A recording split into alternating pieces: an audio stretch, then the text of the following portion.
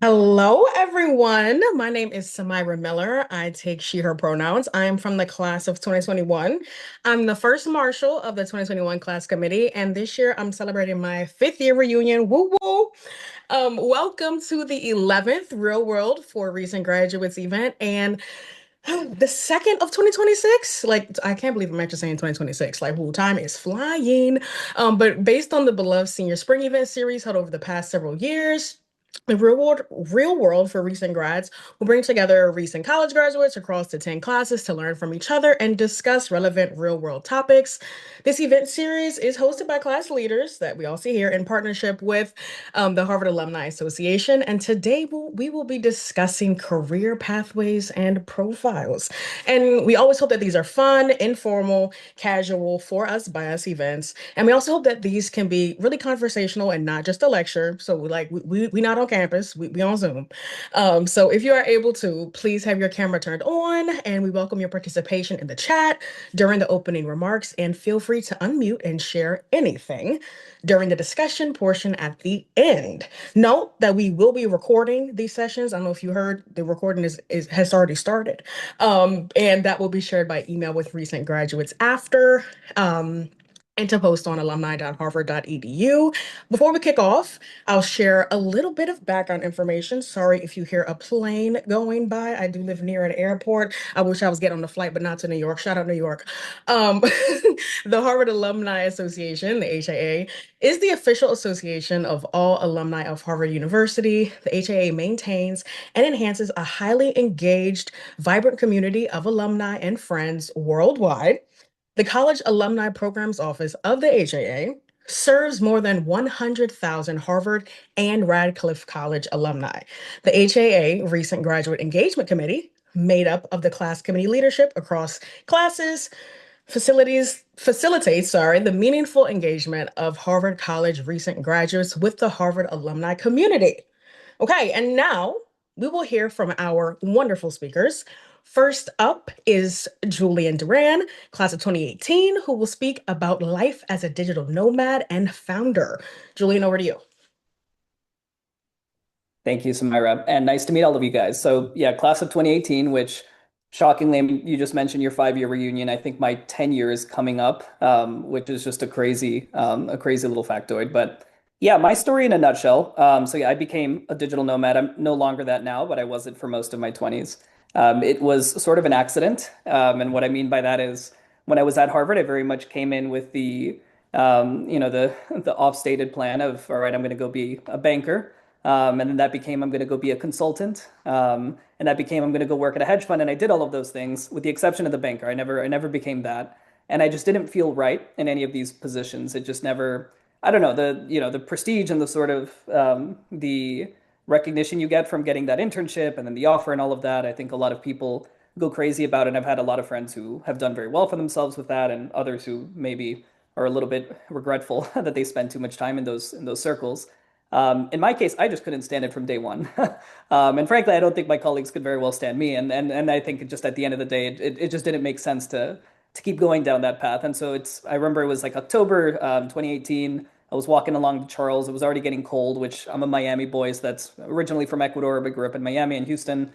So I always would like dread those times. And I just sort of like inspiration struck, and I said, you know what? I'm going to say no to all of this stuff, and I'm going to go back to Ecuador. I don't know how I'm going to do it. I don't know what I'm going to do, but I'm going to do it. And if there's something that I've learned from Harvard, it's that I can do whatever I want. So I'm going to do that.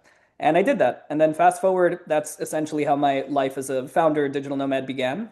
I found myself in Ecuador. I won called a Booth Scholarship. You guys, I mean, if it still exists and you guys can apply for it, I would definitely recommend it. $20,000, which is, what is it, a fifth or maybe like even a sixth of what I was going to make in corporate America.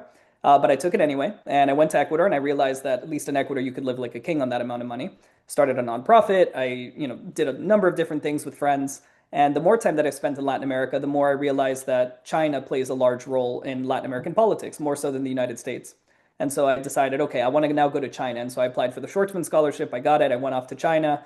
I wanted to stay living and working in China. It was COVID. It was very difficult to stay there. The only way to do it was to get a tech job. And so I said, screw it. I'm going to learn what APIs are, and I'm going to learn the basics of coding, and I'm going to get a tech job in China. I'm also going to learn Chinese. And I did all of those things, and I did it. And that sort of cascaded a number of different career moves into different startups. I began to realize that I loved more the idea of technology than necessarily just sort of meandering about. And so, sometime around the last 6 months, I started my own company, fundraised for it, all of that, moved back to the US. Now, in a period of kind of thinking whether I want to grow that company or maybe buy another one, which is just kind of like a weird situation to be in, but entrepreneur through and through. I was very scared to do that initially. I think over the years, you come to a point where you're like, well, this is just me. So, like, I could keep running from it, I could keep playing pretend, I could keep sending out job applications, but in reality, I just enjoy this type of life. So let me just embrace it. And that's basically been my last few years, just embracing it. And yeah, so anyway, happy to talk through specifics of it, but if I could leave you guys with one message, it's just don't be afraid. You're going to waste a lot of time doing that. Thank you so much, Julian. It really stuck with me when you said that something you figured out was that Harvard lets you do anything. And I think that'll really be reflected as we continue to hear from speakers who literally are doing everything and anything that they want. And so next up, we have Kyra March from class of 2022, who will be speaking about being a public historian. Kyra, hey girl, Hey over to girl. you. No, I'm really excited. So I graduated in 2022. I fell in love with history through museum spaces in high school. So then I ended up feeling like, okay, I'm gonna go teach. So since I was in high school and even when I got to Harvard, I knew I wanted to do African American studies, women and gender studies.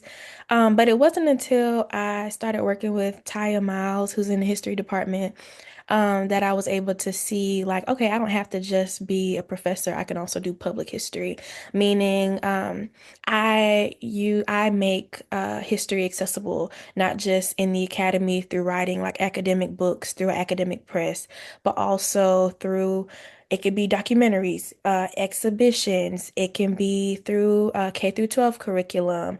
There's all these different ways that one, you can make history accessible for folks who aren't in the university or the classroom space on that level, but also you can connect with communities and help create knowledge and be partners with communities. And so, some ways that that started for me, I applied to the Humanities Fellowship at Dumbarton Oaks. It was the only thing that I applied. I declined one job that was just wasn't paying me anything, doing like descendant research, which was interesting, but I was like, I need some more money. So that's the tricky thing, it's not like a consultant or like a private equity job or anything like that, where it's like you find out in November where you're gonna be at. Like I heard what I was gonna be doing May 4th. So, it's a journey, it's a different timeline. But after I declined that one job, I only applied for one thing and I got that one thing. Luckily, it was working at Dumbarton Oaks, doing research and doing an exhibition there, but also working at the National Gallery of Art in DC. And so I was able to like write exhibition text labels for them and like write things for the catalog. I made an exhibit on slavery at Dumbarton Oaks. That was like the first time that they publicly acknowledged slavery at the site. And so from then, I was able to get a lot of different experiences at different historic sites, but also cultural institutions. So like I did digitization of collection materials at the Apollo in New York. And now I am doing exhibition work, but also tour coordination at the Stroudsburg Sutherland African American Museum in New Jersey. And that is connected. I got that opportunity through being a PhD student in history at Rutgers. And so really my path, is has really been me like chasing my passion of history, and connecting people with narratives that are really meaningful to me. And opportunities will just arise that I had no idea about. And so I would definitely say, can always follow your passion, even though it might be untraditional. Like I have a lot of friends who work at like McKinsey or Goldman Sachs, and some of them, are making, five times what I make. But I still feel like, I feel fulfilled and I'm doing something that I love, and I'm also connecting with a lot of people. Um, so yeah, I'll put some like things that I've done in the chat just so you can kind of get a sense of what it is. And I'd be happy to talk to more folks who are kind of interested in like PhD life, public historian stuff, museum stuff, all those things. Thank you, Kyra. And I'm so glad you spoke about following your passions because I feel like that is always a missed topic on campus and even off. Like you feel like you got to give up your passions. Far from the truth. Far, far from the truth. Thank you. Next up is Layla Britton, class of 2019, who will be speaking about working in journalism, film and television, creative writing, and being an author, period. Layla, over to you. Thank you. It's such a list. As it should be. Yeah, I had a similarly circuitous path to a couple we've heard. I knew that I wanted to write in some capacity entering Harvard. That was what I had done my whole life. I was a storyteller, I was an actor, I was a writer. Um, and then, kind of as we were just talking about, when I got there, I felt suddenly a little bit panicked about that path because I didn't know how to go about becoming a writer. I was like, is this even a viable career path? What does that look like? Everyone around me is going into these other very specific fields. Should I be doing that too? And so I spent my time in college. I studied English with a secondary in computer science, which I loved. I'm happy to do both. But spent a lot of time kind of trying to figure out what pursuing that creative side would look like in a career. And I did Harvardwood 101, where I went to Hollywood and kind of explored what the film and TV industry looks like and whether there might be a path for writers in that direction. And after graduating, I did an internship at a rock climbing magazine. I'm also a rock climber. So that was kind of like a perfect entry into journalism for me, was this thing that I was really passionate about, I knew a lot about, and I got to interview a bunch of really incredibly cool pro climbers. And I loved that job, but I did realize from it that maybe journalism wasn't quite right for me at that point in time. Maybe I would go back to it, but I wanted to kind of see what else was out there. So I moved to New York and I went back into the film and TV space. I worked for an unscripted TV company for a while. I ended up working on a 30 for 30 for ESPN, which was very cool. And I learned a lot from both of those jobs, being in the journalism space and the film and TV space. And those are both areas that I might go back into at some point in my life. But at that point, this is, pandemic had hit. I was spending a lot of time working remotely from home. And I realized that I was really missing fiction writing, and that fiction writing had kind of been my core this whole time. So I decided to take a little bit of time off of work and go get an MFA in creative writing. So I went to the University of Wyoming where I studied fiction writing, which was an incredible experience. I'm also super happy to talk about MFAs in grad school if anyone's curious about that. And during that time, I signed with an agent and I got my first book deal. Um, and I graduated kind of with those in the works. My first book came out in 2024. It's a young adult novel, and my second book is coming out next year in 2027. But of course, being an author is kind of it is a difficult career path, as I had suspected. And so I also currently work as a technical writer, which is a thing that a lot of people don't really know what that is, but basically it's writing documentation for software, where I explain how Google software works in terms that most people can understand. Yeah, so that's what I'm up to now is I am doing the technical writing and I'm also working on my next books and kind of juggling those two paths at the same time. Can we get a sneak peek on the book for 2027? I'm kidding. I'm kidding. I'm kidding. I'm kidding, girl.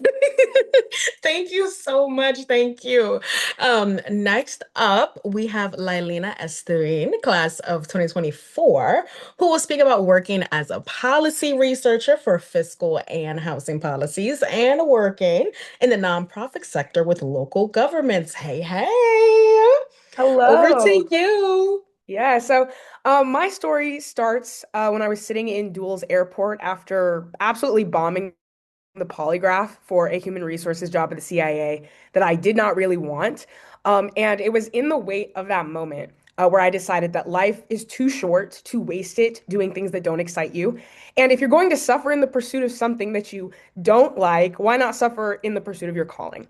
So if you think that there is a job that you want that's out of your reach, all you need sometimes is a little bit of creativity, which I think is what a lot of the people talking tonight have been speaking about. So I realized my senior year at Harvard that I loved research, particularly research that was oriented towards action. And so I started out applying to a lot of think tanks. I applied everywhere from Brookings to Heritage to the Urban Institute to AEI. I mean, everything in between. And I was just not hearing anything back. Hence why my parents said, you just need to take whoever will have you. And that's why I ended up in Virginia. But then when I was in that airport after that interview, I started to think outside of the box. And there's actually an entire ecosystem of local think tanks that don't focus on the national policy. They focus on state and local governments. So people get caught up in DC because that's, what we see in the news a lot of the times, but a lot of the decisions that actually impact your day-to-day life are decided at the local and the state level. And so because I did my thesis in Chicago, it made the most sense for me to go to the Illinois Policy Institute, and that's where I've been for the past year and a half now. So in my day-to-day, I am doing research on what's happening with regard to pension policy, property taxes, housing, and poverty alleviation. And then my research is sometimes taken by our government affairs team and used to form bills that are getting discussed by lawmakers in Springfield. And we are also trying to shape public opinion as well. So I've written op-eds in the Chicago Tribune, Crane Chicago Business, the Chicago Sun-Times, and then also a couple of smaller national outlets. Nothing like the Wall Street Journal, not yet anyway, but that's definitely on the career bucket list.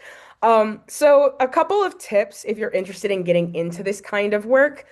First of all, you should know yourself and know the organization that you're applying to. You're going to have a much higher rate of success if you do your due diligence ahead of hitting submit, and you will be much happier at an organization that's advocating for solutions that align with what you believe. And then number two, use your experience. There was a question that John sent us that said, how can you get involved in this type of role if you don't have experience? I was in that boat because a lot of my friends that they knew from the get-go that they wanted to do this type of work. They had the internships. I didn't have any of that. But what I did have was like my thesis and other research projects that I'd done in classes that I was able to talk about to demonstrate that I had the skills necessary to do the work that was required. Number three, name brand matters. The same way that people will pay attention if you have Harvard on your resume, there are certain organizations on your resume that will make these brands pay attention, usually to indicate institutional alignment. So if you're applying to organizations on the center right, look for online programs like Heritage or AEI. If you're on the center left, Brookings, the Urban Institute. Even if you don't have an internship with them, you can usually find an online program. And then finally, be hungry and stay flexible. I did not know anything about pension research or retirement reform when I was starting out, but the opportunity opened up at my organization and I, stepped up. I said I could do the research and I've been able to kind of run with it. And now I kind of run that entire policy pillar within my department and why I was recently promoted to senior policy analyst. So yeah, I hope that's helpful and I'm happy to answer any more questions about that in the Q&A period. Congrats on the recent promotion. Thank you. Also, I've heard that airports and airplanes are like the best places to like manifest, allegedly, Oh, apparently. really? I did No, not know like that. that's why I'm like, you ate that. Okay. It worked out. Yes, thank you. Next up, we have Mark Kortomash from class of 2024, who will speak about pursuing a career in contemporary art. Mark. Thank you so much for having me, both John and Samira in the HAA. I'll talk about this more in a second, but I think the HAA is probably one of the greatest resources available to recent grads to find work in these kind of careers.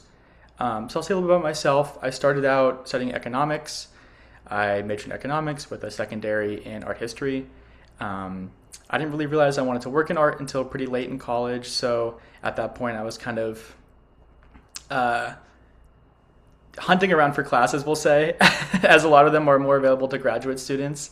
But I felt like the department was incredibly fun. I had some very passionate teachers who kind of put me on to the sort of research and art that I would be interested in now in my career. So when I first started looking for jobs, I did what everyone else did. I went to OCS, which I will say I love OCS, but they don't necessarily have the resources and manpower, especially the knowledge about these kind of more niche interests. So for contemporary art specifically, they recommend that I reach out to alumni, hence the HAA. I spent a lot of time, countless hours, sending emails out to people, probably hundreds of people I emailed, and I got maybe 4 or 5 responses. But I took those responses, I had a Zoom call, I had a phone call, I had a coffee chat if they were in the Boston area, and I got their advice. And what I learned is that there's kind of 3 main sectors in contemporary art. There's the museum space, there's the gallery space, and there's the artist space. There's also auction houses, but I kind of knew I didn't really want to get into that too much. So those were kind of my 3 options, and thinking about where my previous experience was, which was tech startups and sort of small, scrappy, fast-paced, autonomous environments, I knew galleries were this place for me. So I started out cold emailing. I went on this website called NYFA. If you guys are interested in working in New York, I 100% recommend it. One of the pieces of advice that I got from an alumni was, if you want to work in contemporary art, start in New York. There's contemporary art all over the world, but if somebody in Hong Kong buys a piece from someone in Dubai, they do it in New York. So this is really where this stuff is happening. And I felt like after spending a summer here doing an internship, this is really the place for me. I started at a small gallery in the Lower East Side, and I kind of worked my butt off for a summer. I did everything they asked of me. I worked extra hours, I did openings, I met with clients, I tried to learn as much as I could. And from that, I leveraged a return offer to come back once I graduated. After being there for about 3 months, I decided it wasn't entirely the right space for me. I wanted more growth in my career, I wanted more opportunities, so I left on good terms. I got a good rec letter. I used all the skills that I had from that to leverage a position at George Condo Studios, which is a prominent New York artist. Really phenomenal experience with him, and I had no business being there. None of my experience aligned. I was squeezing out paint tubes, but as kind of my running theme here is just learn as much as you can from everybody. These people are all successful for a reason. Even if I'm just there squeezing paint tubes, I'm listening to everything that he's doing. I'm learning about all of the deals that he's brokering. I'm meeting with his lawyers on his behalf. I'm meeting with museums on his behalf. There's so many opportunities there. If you put yourself in the right place at the right time, as someone who didn't have those kind of connections growing up, it's really phenomenal to have them now and to be able to kind of leverage what I've learned in previous spaces to the next job. Now I currently work at a different artist studio. I work for Hunt Slonim in New York City, who's a phenomenal contemporary artist, and I'll say that I wouldn't have gotten that job without my previous 2. So it really helps to kind of put these things in your resume, to build these skills, especially when you're just graduating and the stuff you learned in school might not necessarily be applicable. I'm certainly not using R or Stata anymore, so I'll just say that this kind of work has been super rewarding as well. I'll put my Instagram in the chat, or I'll put like my email or something if you guys want to reach out. I leverage people, alumni, fellow peers, everyone else who's working in the city and the arts, and I would highly recommend you guys do the same. Be social, put yourselves out there, go to openings, and enjoy. Just follow your passion. I'm really, really happy with what I'm doing, and I couldn't be more pleased with the position that Harvard has put me in. I'm so happy you spoke about cold emails because I feel like people are so afraid to send them. Like, oh my God, send it. Right. Send frozen emails. The worst that Fro- happens is they don't respond, you know? Exactly. The worst anybody can say is no. Like the worst anybody can say is no or don't answer. Thank you so much, Mark. Thank you.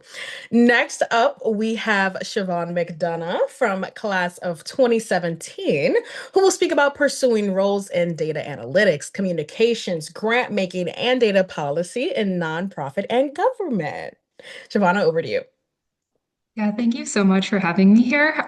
So I think like since I was probably in high school, I knew that I wanted to go into the public sector and kind of like give back in some way with my career. So I briefly considered becoming a doctor.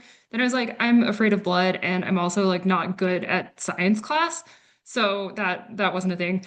So I ended up doing kind of like a lot of random things in college. I majored in social studies. I overloaded to take a bunch of humanities classes because I love writing. And I don't think I like did a single internship. I kind of like got these grants to travel around to do research. And I also worked as a Harvard summer school proctor, which was really fun. So after in my senior year, I went to I was looking at like this consulting career fair, which I don't think I even went to. And there were all these like normal consulting organizations. And then there was one that was like, we work in Zambia and do data analytics. So I set up a call with someone from there. And when I graduated, I ended up going to Zambia and working in public policy research. So basically, working with an organization that consulted governments and NGOs on whether their programs were actually working for the people that that they were supposed to work for. So I was like in rural areas, going around interviewing farmers and just like learning about what they thought about different programs, and it was amazing. And I think that that's been like my passion for my entire career now is how do we make public policy work for people? How can we work to interview people, to use data qualitative and quantitatively to improve people's lives and to improve policy making? So after that role, I ended up moving to India with the same company, working on the communications team, actually to talk about some of our work and make sure that our research could be used, you know, sometimes outside of the context in which it had originally been done in. That's when the pandemic hit, which is a part of many of our stories. So I had to leave India. I ended up going to grad school at the University of Chicago. During that time, I found out about this journalism fellowship, which was like my dream job. It was kind of like combining data and journalism in a lot of social sector areas that I was interested in. So I ended up leaving grad school, moving to California, which was like my dream for my whole life, and doing this journalism fellowship where I wrote about agriculture, energy, environment, anti-poverty programs, and was able to connect to the work that I'd done in Zambia and India, which was awesome. After that, I ended up working for USAID, actually, because I had learned about the specific team on USAID through my reporting. And so for 2 years, I was funding researchers, kind of similar to the work that I did at the beginning of my career, who were also trying to use data and research to improve policy around the world. That was amazing. Unfortunately, as many of you probably know, USAID ended last year, so I lost my job. I was unemployed for about 4 or 5 months and applying to a bunch of positions again. I found a job at the California state government at the Office of Data Innovation. And I actually work on things that are related to what I've done for my entire career. So I work with different agencies and departments now on various things like parts of the data analysis process. So that can be anything from, you know, doing user research to improve state websites, or helping different agencies with a survey that they're working on, kind of like I used to do in Zambia. And so it's been really great because I feel like I've done a lot of different jobs, but they've all been related to each other and had similar goals. And I think what I would tell people looking for a job is there's so many opportunities in public service that you just like don't know about. Like I would have never known about these data analytics jobs or these research jobs before because I just knew like, okay, like being a doctor is a job, you know, like being a lawyer is a job. But they're all over, and I think there's all sorts of opportunities, like depending on what you're looking for. Like you can have a financially stable life, you can support your family while being in public service, which I think is really important. If you have a little bit more financial stability and want to take risks, then you can also, you know, do something like a startup or, you know, move to Zambia. And so I think there's so many opportunities, and I would love to chat with anyone here who's interested in kind of these various public service and nonprofit opportunities. Thank you so much, Siobhan. I really appreciate you talking about how you don't like the opportunities. Sometimes you don't know until someone tells you and that you have assumptions. And I'm glad that, you know, we're able to be here so people can, you know, have people to talk to and ask so they can know about these opportunities. Thank you. And our final speaker is Timmy Hale from the class of 2018, who will speak about working with creatives and the music. I actually have met with Timmy myself. We had a class together my freshman year, his senior year, and we recently reconnected in my career path and his. And so I will let him take over as he speaks about working with creatives in music and as a publisher. Yes. All right. Always great to see you, Samara, and always great to talk to you. So there's a ton I actually would like to cover, but I'll keep it short and sweet for you guys based on what I do, because I think that everyone here has already brought some amazing input. And also, I'm normally based in LA, but I got stuck in the New York snowstorm. So here I am from my small hotel room. I wish I was in sunny, beachy California, but alas, it's going to be okay as long as I fly out tomorrow. But anyway, to keep it short, I have worked with songwriters for the last almost 4.5 years of my career. I've been in Los Angeles since I graduated. I worked at Interscope Records to start my career, kind of in the A&R department, was mostly an assistant. If you've seen Entourage, I was Lloyd to an Ari Gold. It was very intense, but it was a lot of fun. It was a good intro to the music industry. And then I eventually kept working for that same Ari Gold type figure at a producer and writer management company. So I've always been working with creatives throughout my entire career. And honestly, someone said it earlier, but like I didn't know what I was going to do when I was going through college. I had no idea that working in music was even a remotely possible opportunity. I played football. I was very social in college. I stayed over the summers, worked at a startup and fake internships, if you ask me now. But ultimately, I had no clue. I stepped into senior year and I was like, all right, I guess we're going to see how this goes. I majored in history. I had a secondary in government. But by the time I took that class with Samira, I was probably taking that class pass fail. So anyway, I loved my time at Harvard, loved my time at Boston. But honestly, to follow up Siobhan is very hard because she was given some very sage wisdom advice there. But to really summarize it for you guys, I think that if you are anyone in this group, someone who's a young grad and you don't really know what you want to do, there's literally nothing stopping you from doing anything that you want to do. Whether that means you've been doing something for the last couple of years that you never thought you'd get into, like myself, and maybe it's going to become a lifelong career, or maybe you want to become a music artist tomorrow. I work with those types of people. So I guess really I don't have all that much because this has been I've already learned so much from everyone here. And I do think question and answer will probably be the most effective. But I work with songwriters. I have a lot of fun with that. There's a lot of really good information out there just about what it takes to work in this industry. And also, if you watch The Studio on Apple TV, like there are so many good inside jokes to the entertainment industry in that show that it hit way too close to home for me. But ultimately, I love what I do. I had no idea I knew I was going to be working in this industry. And frankly, if you asked me if 10 years ago when I was, I guess, what is it, 2026, when I was a sophomore or junior, I would have told you were crazy, that you were flying to New York, getting stuck in a snowstorm. But because you were here to work with an artist and work with other producers and songwriters, that, I mean, I can't believe what I do. It's really fun. It's really cool. There's no doubt about it. But anyway, that's all I got. Back to you, Samara. Thank you, Timmy, and I really hope they get you that flight tomorrow. I understand being stuck in New York. I was stuck there last month when they had that other snowstorm. Is this the second one? The second blizzard? I think this is kind of like it's been warmer, but it was like straight up dumping snow for about 25 hours in the Oh last no, day. So it's been can't done do it. now. Hopefully there's a little bit of a break, but I guess we're gonna find out. Oh my gosh, it's the second one. Yeah, well, hopefully. Thank you. As Timmy said, we're about to get to our Q&A section of the discussion where we will discuss, share resources. We also welcome sharing of any links in the chat, like resource links, and just use the raise hand function in Zoom and we will call on you.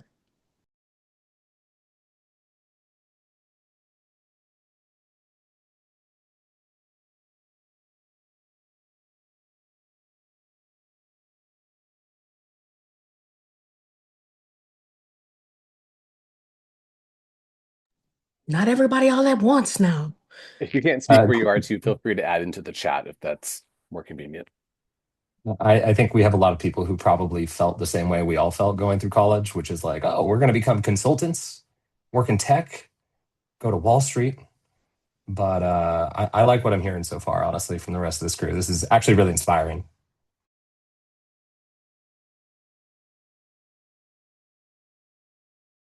Yeah, I wanted to add on to what Timmy was just saying and kind of echo what other people have said, which is to not be afraid to do things or to follow your passion, but also that it's okay to not know. And I think that was like a big thread for me that I really, really didn't know where I was going. And I'm so glad that I like took the circuitous path that I did and that I tried a bunch of different things because it's helped me find what I want to be doing. Something I also wanted to add is like in a lot of these career paths, you can kind of do a mixture of a lot of things. Like even though I'm doing history, like a lot of things that like Lelena was saying and Mark was saying, like I've been able to like experience in a lot of ways. Like I've been able to work with like in like art galleries, even though I knew nothing about art. I was like, I don't know, I don't know what this is. But like I was able to learn a lot about like photography and other things, or like doing research for different types of people that will have like impact. So yeah, I feel like in a lot of these careers, you're able to kind of mix a lot of different things that you're interested in. So you don't have to feel like like you're stagnant or like you can only do one specific thing. You can always do a combination of a lot of different things. Um, and a lot of times with these type of career paths, especially like in the humanities, it's encouraged to do all these different things. We do have a question in the chat. The question is, where do you draw the line between following your passions and financial security? Is there a line? And if anyone else has any questions, you can message them to John and we'll get it answered. Oh, sorry. Go for it. I was gonna say I'm definitely down to hop on this one. I definitely had an interesting journey coming into where I'm at now.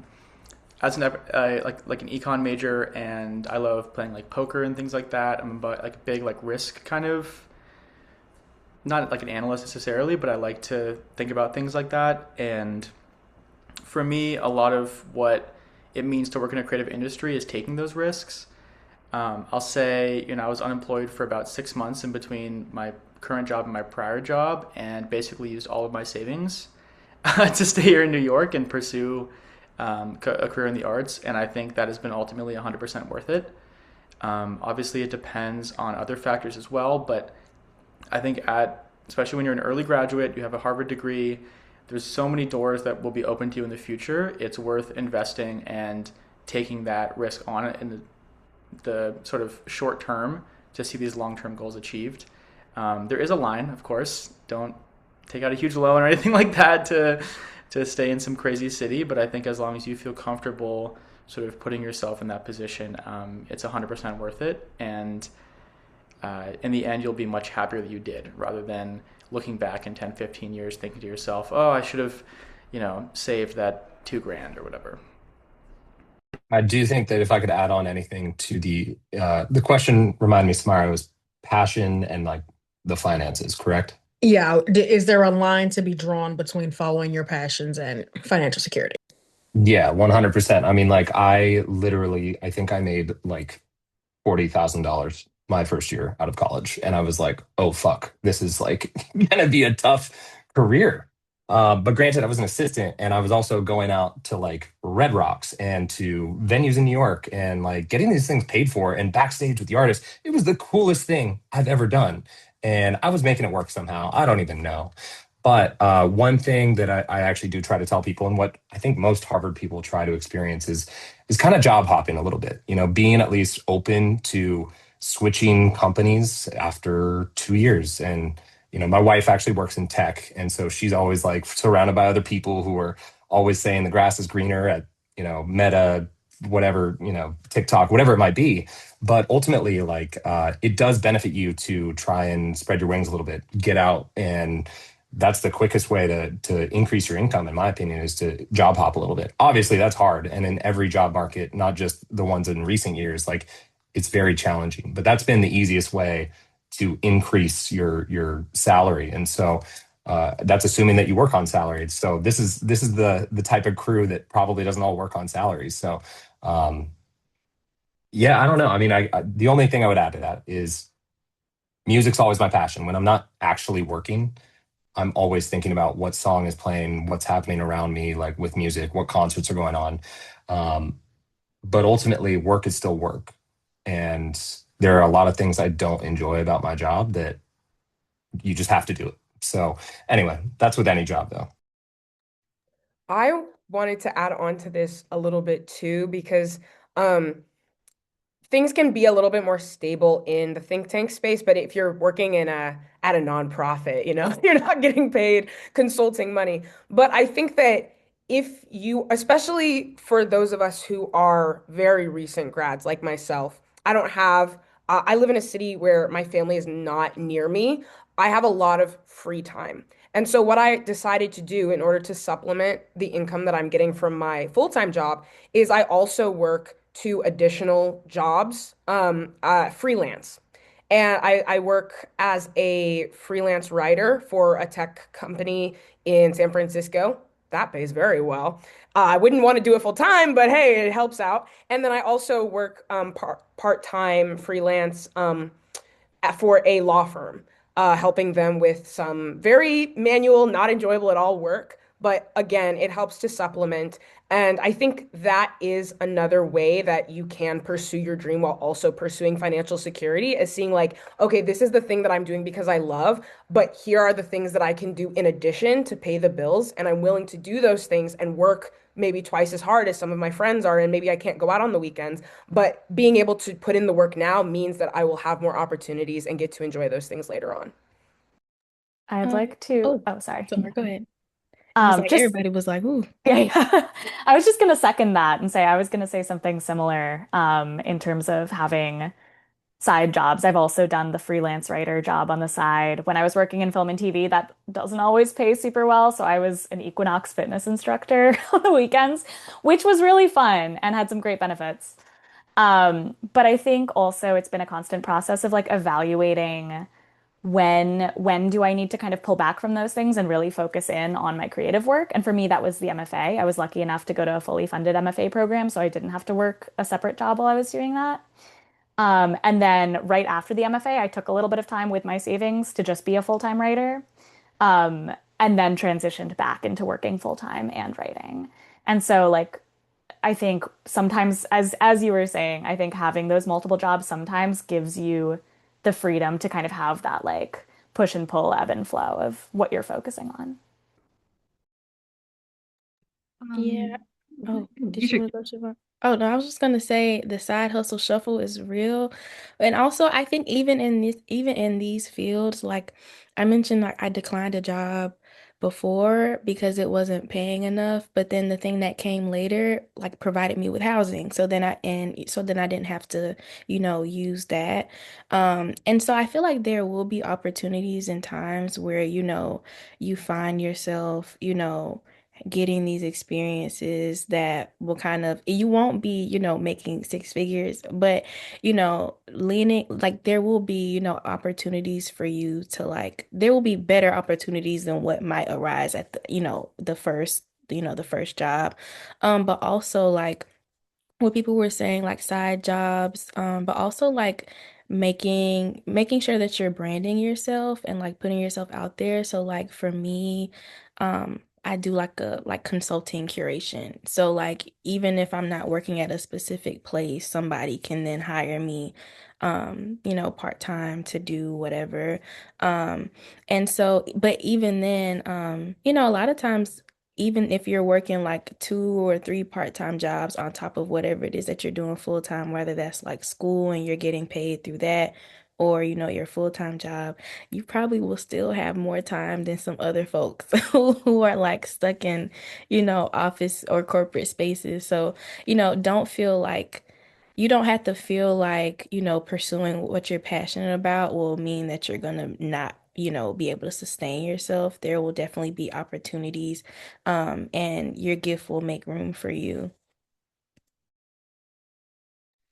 I think I want to echo everything that everyone said. And I think another thing that's really important is I think surrounding yourself with like friends and people who have shared values to you. So like someone else who's maybe really passionate about pursuing a creative path or someone else who's really passionate about public service. Because I think coming out of some of these competitive schools, there's sometimes an expectation that you need to have like a certain lifestyle to live. Like you need to be in New York and going out to bars like every single weekend. When in reality, like a lot of people live like really happy and fulfilling lives, and are able to do all sorts of different things and make less of a salary than you think that you might need if you're only like hanging out in like finance circles, for example. And like no offense to finance, but like there's so many other different ways to live. And I think sometimes it's easy to like get lost in one way of being.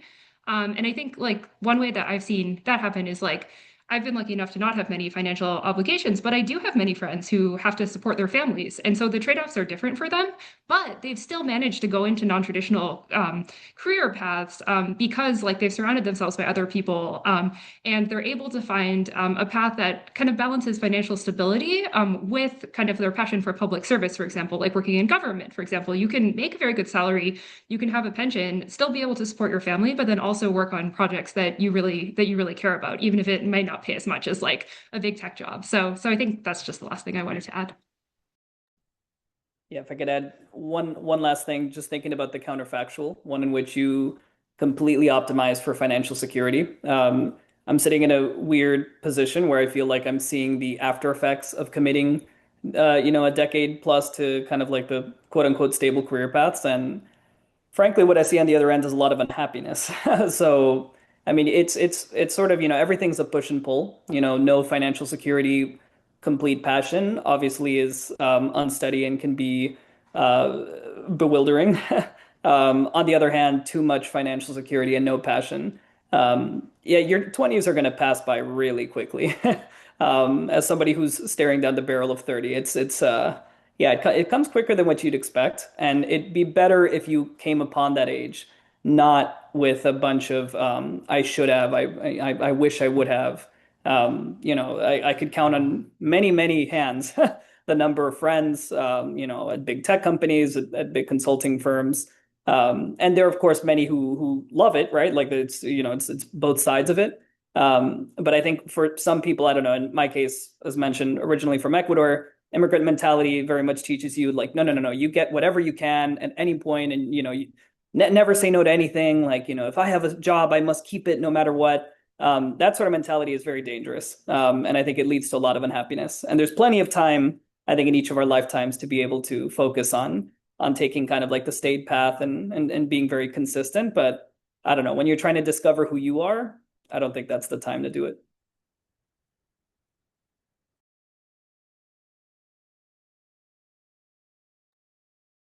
We don't have any other questions at the moment. So any final points from any of our speakers? Oh, we do have a question. Rosie. Hello. Thank you so much for sharing. This has all been super interesting and helpful. I have a question to those of you who have attended grad school or maybe are considering grad school and sort of the considerations around that, how you decided, like between programs or different paths that you could have gone down and when you might have gone.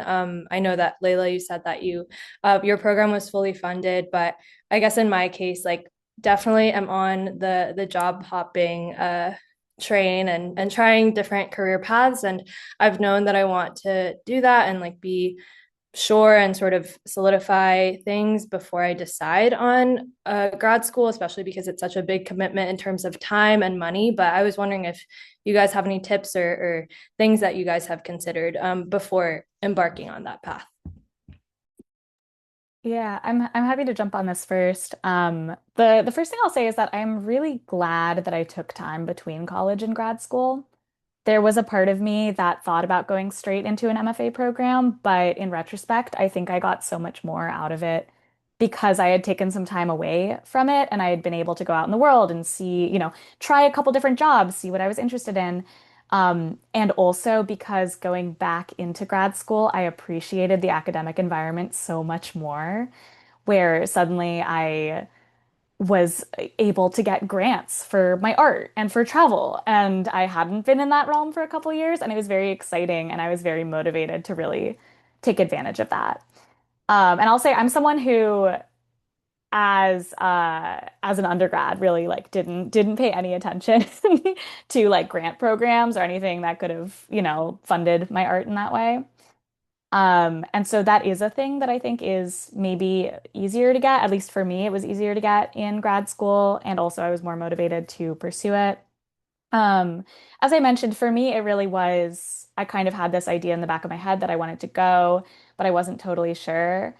And when I came around to it, I'd been working these jobs, I'd been writing fiction on the side, I had gone to a couple of unaffiliated writing programs, like weekend-long writing workshops that were kind of grad school style, with a novel that I was working on. And from those, I really felt like, okay, yes, this is so helpful to me. And I think it would be really beneficial to me to have a longer period of time to really just focus on this. And so that was the root of my decision to go.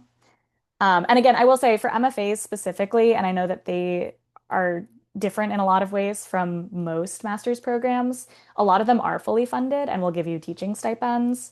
And I really like that was so helpful to me to not go into debt for grad school. So would really highly recommend whatever you're thinking about going into, kind of looking into what their teaching stipend, fellowship programs might be. Yeah. Oh, Siobhan, did you want to go? Okay, I'll just go.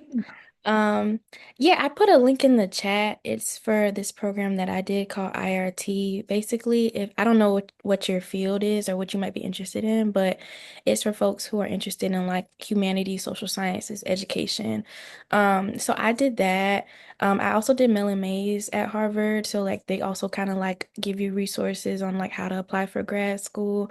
So the IRT program, you apply and they basically give you like a personal statement coach. They give you a mentor. They pay for your like PhD and master's applitions. They help you pick schools.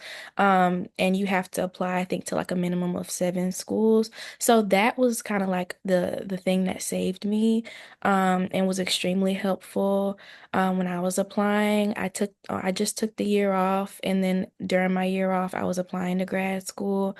So I highly recommend that program if you're interested in the humanities or social sciences.